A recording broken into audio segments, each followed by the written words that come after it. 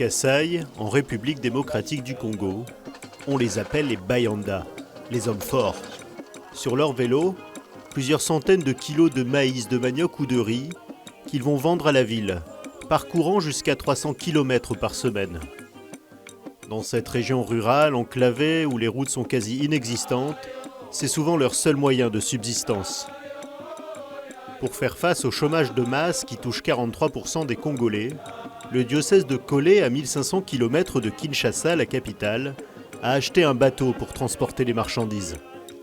Dans des zones où nous sommes, il n'y a pas de structure publique susceptible de fournir à la population de résoudre les besoins de première nécessité. C'est pourquoi l'Église pallie, compense à ce que l'État aurait dû faire. L'unique voie d'évacuation de produits de champs, d'agriculture, c'est ces petits bateaux. Un petit bateau qui transporte tout de même chaque trimestre 150 tonnes de marchandises entre Kolé et Kinshasa. De Kolé vers Kinshasa, on amène généralement les produits agricoles, le riz, le maïs, du manioc, le haricot s'il y en a, aussi de l'huile de palme et d'autres produits que l'on produit localement. Et de Kinshasa vers Kolé, on amène généralement des produits manufacturés, du ciment. Nous faisons en même temps une œuvre de charité et en même temps qui contribue au développement du peuple pour l'amélioration de son vécu quotidien. Souhaitant promouvoir le développement intégral de la population, les catholiques du Kasaï luttent aussi contre les discriminations. Des discriminations, les albinos en sont victimes au quotidien. Leur peau blanche les empêche de s'exposer au soleil et donc de travailler dehors. À Nyandanjika, dans le diocèse d'Mbujimai, l'association d'Itunga Mater accompagne ces Congolais qui autrefois étaient tués à la naissance. Dans le temps, il y a des familles qui rejetaient des albinos.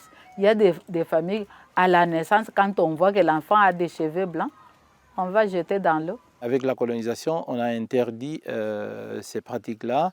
Les albinos sont là, mais sont souvent victimes des discriminations, des préjugés. Ce sont des êtres humains.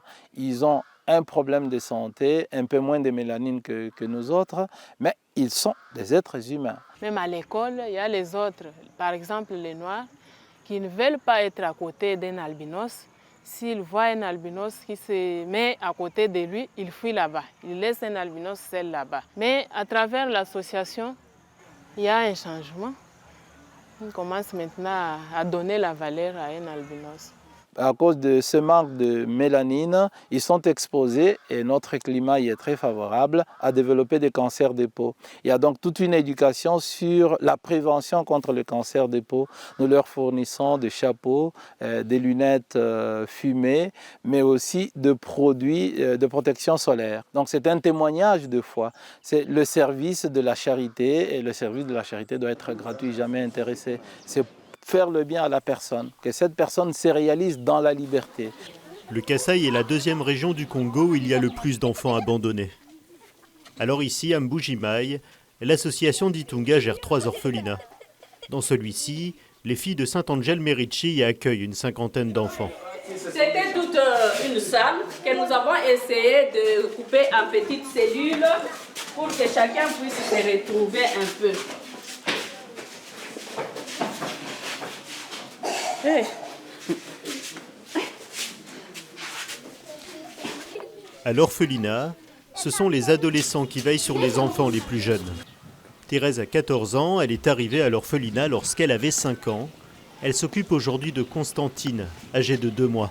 Comme on est venu avec elle un bébé, c'est moi aussi qui a préféré de le garder et la faire aussi grandir. Comme on m'a fait aussi grandir. L'orphelinat dispose également d'un dispensaire et d'une école pour permettre à ces orphelins de recevoir les soins nécessaires et une éducation. Nous avons créé ça parce que si les enfants tombent malades, il faut faire 12 km à pied pour aller atteindre l'hôpital général ou un hôpital de référence. Et après aussi, nous avons commencé une école primaire pour aider nos enfants de ne pas sortir parce que chaque fois qu'ils sortent, ils sont menacés par la population. Aller à l'école, une chance que tous les enfants n'ont pas. leur famille étant trop pauvre pour leur payer une scolarité. C'est pourquoi à Luiza, à 265 km au sud d'Mbujimai, plutôt que de les voir errer dans la rue, l'abbé Jacques accueille les enfants et leur propose des travaux manuels.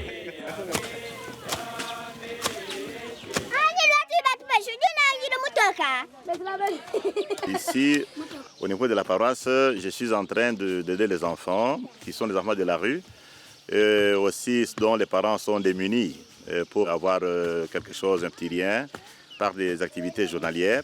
Autrement, ce sont des enfants qui, abandonnés à eux-mêmes, alors ils se lancent dans des activités de brigandage, ainsi de suite, incivilité. Alors pour éviter cela, on tâche de les encadrer dans ce sens, dans l'esprit, toujours d'un travail bien fait, et le respect aussi des droits, donc devoir de chacun savoir qu'ils peuvent être responsables dans l'avenir pour la société.